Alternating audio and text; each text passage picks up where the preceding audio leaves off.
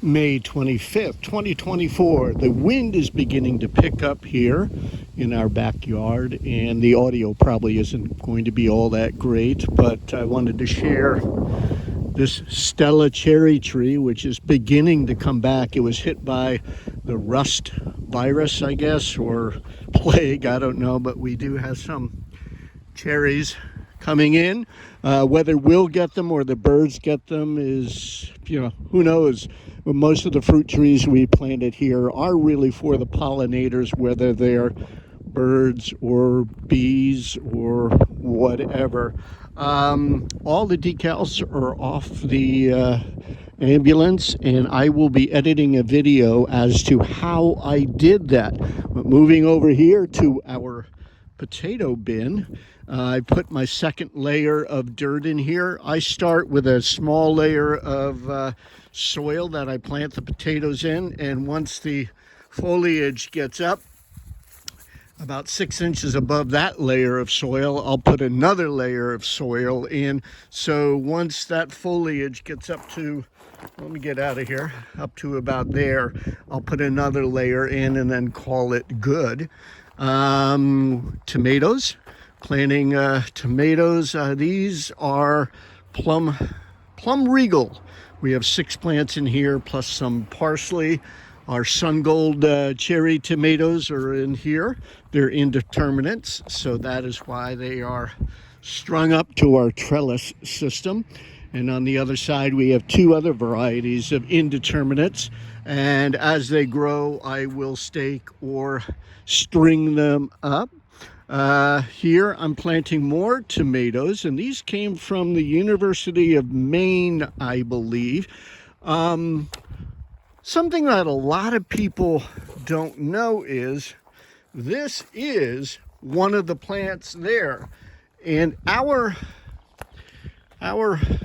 this is probably a poor example here. Let me get another one.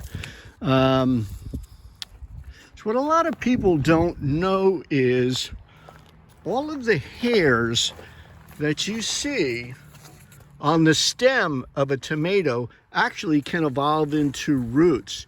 So if I were to plant this like I've planted these others, I'm trimming off all of these lower branches here on the stem of the tomato plant, and I'm planting it down a good 10 inches. The Sun Golds were even deeper than that, almost down to the ground. And so this is the same style plant as these, but you can see how scrawny they look. But in a couple of weeks, they're going to look just absolutely fantastic because they'll have a very deep root system and being able to get a hold of the nutrients that they need to produce fruit. Garlic is coming along great. We have some onions there. In here we have some of Jennifer's ranunculus. She's been doing some beautiful cuttings of ranunculus. We have a couple of blossoms that are about to burst forth. And in here we have our cabbage and broccoli. We have it screened off so the bugs won't get at it. And more tomato plants. We're going to be selling some of our extra tomato plants. We have some Swiss chard there. Over here we've got carrots and radishes and peas. We need to badly weed this garden. And Jennifer is working on peppers. She says that we have about 7. You don't stand up too quickly. It's warm out here. Yeah, she's put her heart and soul. Every winter she does this and really goes to town down in our seedling room. Not only the flowers, but all of the vegetables as well. You can see a whole nother pile over here. These are all been started from seed down in our grow room. So Jennifer sorting through the, what was that?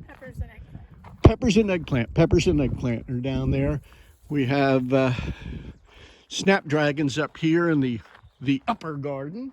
Our strawberry plants are coming along beautifully. This is starting to all fill in for us.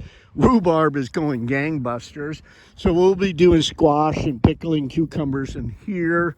We have more plants in this mobile hoop house. Some of them are perennials and some of them are vegetables.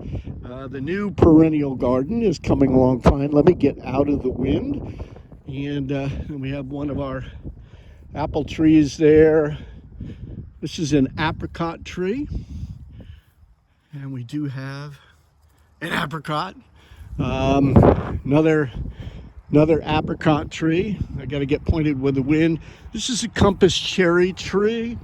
Beach plum, compass cherry. Let's see, compass cherry. That's a Reliant peach. I had that wrong, excuse me. So that's a Reliant peach. And then compass cherry, beach plum, compass cherry, beach plum, orange Cox pippin, apple tree. The blossoms have dropped.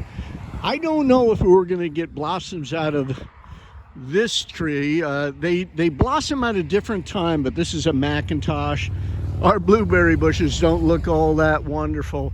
But again, we've planted most of these trees for the pollinators. If we get something off of it, great.